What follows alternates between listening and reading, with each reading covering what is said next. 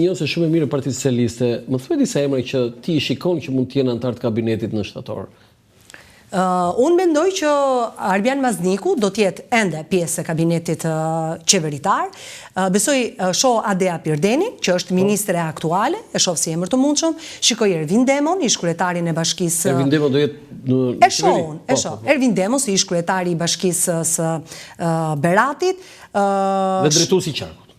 Edhe drejtuesi politik i Qarkut. Se për të parë mori goxha, nga kryetar bashkie drejtues Qarku. Igli Hasani besoj do t'jetë ende pjesë e qeverisë, ndoshta mund të mbetet ende ministër i jashtëm. Për Evropën dhe punë të jashtëm. Po, jashtëm në emra të tjerë të mundshëm, nuk e di kë do të përzidhja nga emrat aktual, se janë edhe një pjesë e ministrave që ju harrojmë dhe emrat. Nga që nuk i kemi. Belinda Ballukun sigurisht do t'jetë pjesë ende e kabinetit qeveritar, shoh Blendi Klosin, mund t'jetë një rikthim i Blendi Klosit. Mund t'jetë një rikthim i Blendi Klosit, pse jo? E shoh të mundshëm rikthimin e Blendit Klosit në qeveri. Nëse ty do të bëj një ofertë në kandidat, do vazhdojmë me emrat që një nga këta ministrat, hajde zëvendësja ime, se ti ke një përvojë që do shkosh? Jo. Jo. Sa më pëlqej këto, bravo. Ja, unë kam zgjedhur profesionin dhe karrierën time. Nuk mund të asociohem dot me një parti politike. E kam si fotografi, kjo gazetarja këtu, kjo Enkeleda Mema, në një aktivitet të qenora 6 dite, që unë kam qenë aty, jo vetëm ishte në aktivitet, po kishte edhe vajzën. Sa vjeç është vajza tani? Tani është 7, pothuajse 7. 7 vjeç, a duhet të keq qenë 3 vjeçe? Po. 2 vjeçe? Po, ndoshta. Dhe vajzën në krah ishte në aktivitet. Nuk ta harroj Enkeleda Mema atë moment. Ja një zonjë, një gazetare që e bën sakrificën me profesionin e saj, duke marrë fëmijën me vete. Do thotë, ama se s'bëri në jo, bëri, për në Shqipërinë tonë po. Edhe e vlerësoj shumë këtë dhe përgjigja jote është fantastike. Të tjerë emra? Por besoj të thash një pjesë të emrave, pastaj sigurisht. Nëse regjia ka mundësi të na ndihmoj me qeverinë aktuale, që ne mund të komentojmë. Po, se ndoshta nuk më sepse disa emra unë bëja diçka e Keleda. Thrisja disa politikanë këtu, qoftë edhe të vjetër dhe vendosja qeverinë këtu me këtu dhe gjysmët e tyre si dinin se kush ishte. Po pa emrat e shkruajtur. Piro Vëngu, besoj do t'jetë ende në kabinet qeveritar, që sot është ministri i mbrojtjes, dhe sigurisht do të kemi edhe emra të rinj, po ndoshta emra të rinj. Keni një emër të rinj nga këta deputet të rinj që mund të ose thoj Sara Mila mund të jetë në qeveri pse. Tani mos bëjmë shaka të tilla. Jo, ishte pyetje, nuk ka pyetje shakatore. Përgjigjet janë shakatore. Shakal, ta lejmë deri tek fitoria e Qarkut Elbasanit si deputetja e votuar dhe të shohim nëse do të ketë ndonjë. Se po e vuri Dirama Sara Milën atje ç'a? Ti do mërzitesh? Jo, nuk mërzitem as pak sepse ne sigurisht që jemi surprizuar. Bora Muzhaqi do jetë? Nuk e di ta them për Bora Muzhaqin, është për te i vëmendjes dhe optikës time. S'është deputet, a? U bë deputet. Është bërë në listën e mbyllur të Qarkut të Elbasanit. Ai ishte në listën e mbyllur. Se ne këta të listës mbyllur nuk e kemi diskutuar fare. Nga që më marrë më shumë listën e hapur. Po, listën e hapur, kuptoi tani ç'a kemi bërë.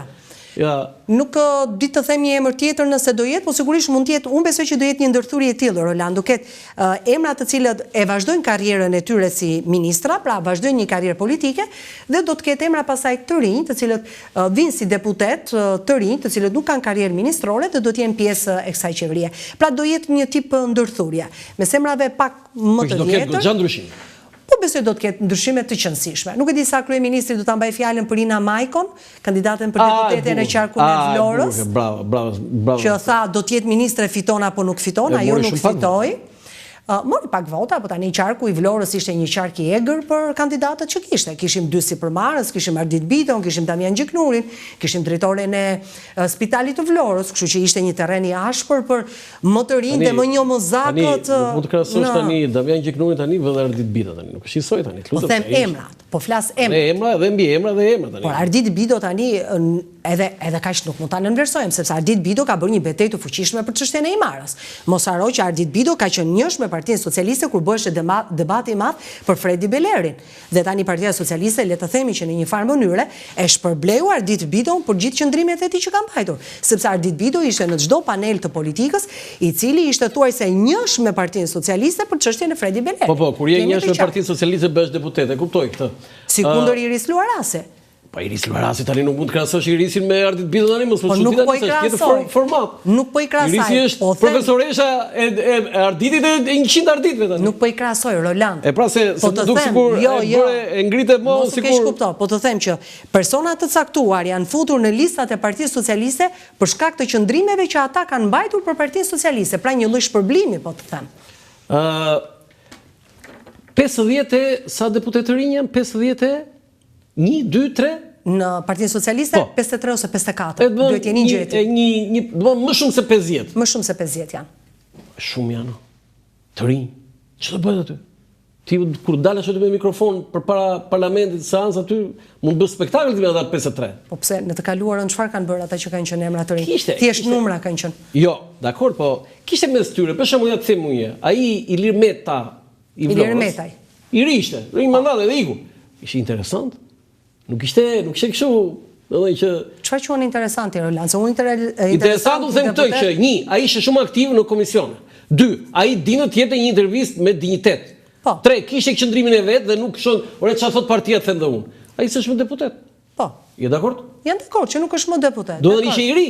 Ishte i ri. Po me këta të rinj aty, ti do bësh spektakël aty, kështu di çfarë do të nxjerrësh ti aty.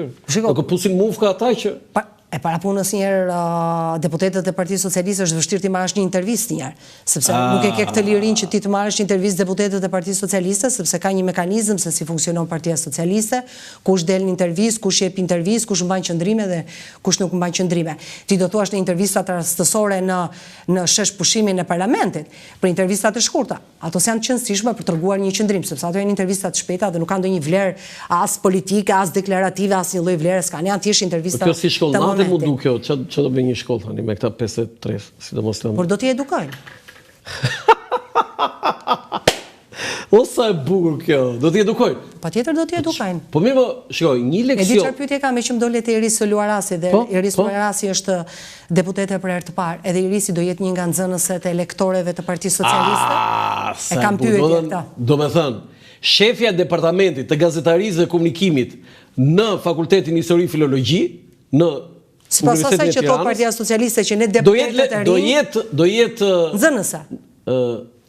Studente. Jo, kursante. Kursante? Kursante e shkollës që ja kanë marrë mirë akademike. Tani, për të vërtetës, një leksion nga Zoti Rama nuk vetëm nuk është i keq, po është mirë. Pa mjafton Rama mbajti një leksion dhe ata u iluminuar? Ja. Pa tjetër. Sigurisht që Akademia Politike e Partisë Socialiste ka ekzistuar dhe më përpara, ka pasur takime të vazhdueshme, që kanë qenë njerëz të ndryshëm të cilët merrnin pjesë. Po nuk shkon Iris Luarasi atje. Të erdhi sinjali, Rolando, nuk shkon. Nuk shkon Iris Luarasi atje, si ata të tjerët kursante? Ja, nuk shkon. Unë prandaj ta bëra pyetje, jam shumë kurioze. Iris mos shko, Iris. Iris mos shko. Ja, po të them unë, mos shko. Se do ishte shumë interesante. Po jo më shefe departamentit, më është profesor doktore, Iris Luarasi. Dhe për shembull do t'i japi mësim, kush ishte një nga lektorët Roland, si Arova për shembull, Elisa Spiropali, Adea Pirdeni, nuk kemi asgjë me zonja ato, absolutisht. Dhe do t'i japi mësim për shembull Elisa Iris Luarasi. Që në fakt Iris Luarasi përveç se ka pozicionin që ka, le të themi që ka një karrierë të gjatë në pjesën e politikës, është që në kohën e Fatos Nanos, ka qenë pjesë e kabinetit jo vetëm profesoresh, po edhe me shoqërinë civile, ka tjetër, domethënë formati i saj është ndryshe nga këta çfarë përmendet ti ca. Që unë mendoj që Irisi më mirë do të ishte lektor. Ca nëndrejtora, ca drejtora. Okej, por tani kalojmë pak tek ky kampi tjetër. Ti pavarësisht se je shumë e disiplinuar dhe parcializuar në atë tëndën, po ti e njeh shumë mirë dhe Partinë Demokratike. Pjesërisht, nuk e njeh shumë mirë. Pyetja ime është e drejtë për drejtë, pse nuk ka dikush aty, pse nuk është dikush i thotë zot Berisha, statuti thotë kështu dhe ti duhet të largohesh? Po besoj se nuk është kaq e thjeshtë sa njerëzit e mendojnë. Po nuk është kaq e thjeshtë sepse së pari ka kosto largimi një kryetari të një partie. Pra Sali Berisha nuk është thjesht një kryetar partie, Sali Berisha është numra, është elektorat, është mbështetje. Po me 50 deputet. Plas elektorat o Rolandi tani. 50 deputet. Po 50 deputet po është elektorat. 4 mandate në opozitë, rrofshin 500.000 vota aty. Po nuk është kaq e thjeshtë të zëvendësosh Sali Berishën në Partinë Demokratike. Pas ka zënë Partia Socialiste e ke letë. Jo, nuk më ka zënë, por unë jam dakord me ty që atë statut ti vetë ke shkruar dhe sigurisht që duhet ta zbatosh. Dhe i thua Neni Basha. Po, dhe është të quajtur Rineni Basha. Por nuk është kaq e thjeshtë që Partia Demokratike në këtë situatë që ndodhet sot me këtë rezultat që prodhoi sot, me këto betejë që bën sot, të përballet edhe me një betejë tjetër që është brenda për brenda. Ja, këtu, shpejt kthehemi edhe një herë. Taulant Balla do jetë? Taulant Balla ministër shteti për marrëdhënie me parlamentin nuk besoj më. Nuk besoj. Unë ndoshta Taulant Balla ministër për diasporë? Ministër për diasporën, ja, por ministri i brendshëm. Ja, nuk besoj se rikthehet më në ministër të brendshëm Taulant Balla dhe besoj dhe ai është i vetëdijshëm vetë. Do të thotë që Taulant Balla nuk kthehet më. Besoj jo, nëse do të kërkoj diçka më të rëndësishme, po që të mbetet ministri i shtetit për marrëdhëniet me parlamentin, besoj që ja. Zonja Balluku patjetër, unë mendoj që Ilasani mund të vazhdojë. Zonja Balluku përsëri zëvendës kryeministre? Ndoshta nuk mund të jetë zëvendës kryeministre, po mund të jetë ministri i infrastrukturës dhe energjisë. Ndoshta. Nuk do jetë zëvendës kryeministre, Rama i bie që i ka prerë një këmbë. Ndoshta, do ta shohim, mbetet për tu parë, nuk dua të aludoj. Zoti Vengu ju e that, ministri i brendshëm? Ministri i brendshëm është, unë jam në dilemën midis qëndrimit dhe mos qëndrimit. Edhe mund të qëndroj dhe mund të mos qëndroj. Është deputet tani? Po, është deputet. Fuqia politike është e madhe. Ministrin e financave nuk di ta them nëse do qëndroj apo nuk ka krijuar një profil teknik më shumë. Profil shumë ekonomik, shumë teknik. Ulsi Manjën jam në dilemë nëse do të vazhdoj të jetë ministër e drejtësisë, sepse kemi edhe një hall tjetër, Roland, që kemi komisionin e ligjeve. Kush do na i drejtoj komisionin e ligjeve? Do të nuk e ndryshon. Nëse do të jetë kryetari i komisionit të ligjeve, nuk do jetë ministër drejtësia. Jo, unë mendoj kështu. Se kush do ta drejtoj komisionin e ligjeve? Jo, komisioni i ligjeve ka plot aty kush e drejtoj. Po ka Partia Socialiste plot. Po duhet kesh patjetër mandat, duhet kesh më shumë se një mandat deputeti që ta drejtosh komisionin e ligjeve. Fatmir Xhafa është Damian Gjyknuri që ka mbetur. Po pra, kështu që mendoj që Ulsi Manja mund të kthehet ndoshta edhe sekretari i komisionit të ligjeve. Ministren e shëndetësisë dhe të mbrojtjes së shoh ende në kabinetin qeveritar, Blendi Gonxhen do ta shohim nëse do të jetë ende dhe përkohësisht. Po pra, me Manasiliun mund të jetë dhe kandidat për Bashkinë e Tiranës dhe bëhet dhe kapërcimi pastaj. Patjetër. Anila Denen dhe Mirela Kumbaro nuk di të them nëse do të jenë apo nuk do të jenë më, sepse shoh më shumë rikthimin e Blendi Klosit si ministër i turizmit. Taulant Ballën, Adea Perdenin po ta përmenda, ministri i shtetit dhe krye negociator, ndoshta mund të kemi lindjen e ndonjë ministrie të re, mos ndoshta lind Ministria e Integrimit për shkak të gjithë angazhimit që Partia Socialiste ka ndërmarrë me procesin. Mund të jetë edhe Ministria e Bashkimit Evropian. Ministria e Bashkimit Evropian. Edhe suprimohet ajo pjesa e Ministrisë së Jashtme që kemi Ministria. Ndoshta, Ministria për punët e Evropës dhe të jashtme. Besoj këtu. Për Arbian Manziku besoj do të jetë ende pjesë e kabinetit qeveritar, nuk di të them për Bora Muzhaqi çfarë pozicioni, ndoshta s'do ketë mas. Sekretari i përgjithshëm nuk ndryshon. Sekretari i përgjithshëm nuk ndryshon tani, çfarë do të thotë, keni dilemë? Jo, nuk kam dilemë, besoj se mbetet zoti Engjëll Argaçi.